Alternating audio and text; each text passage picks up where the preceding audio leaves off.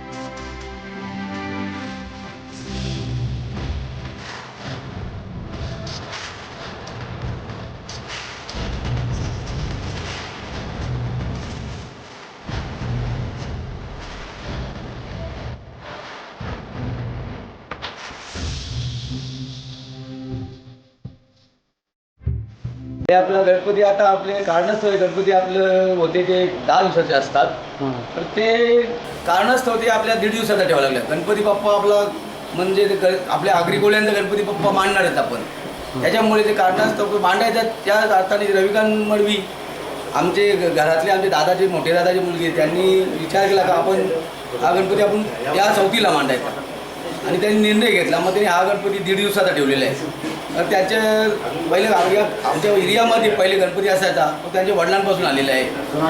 जुना गणपती या आमचे जेवढा एरिया आहे ना याच्यामध्ये सोमवार त्यांच्या वडिलांचं नाव त्यांच्याकडे गणपती असायचा, त्यांच्या चालू वर्षी कारणास्तव हा गणपती घेतले।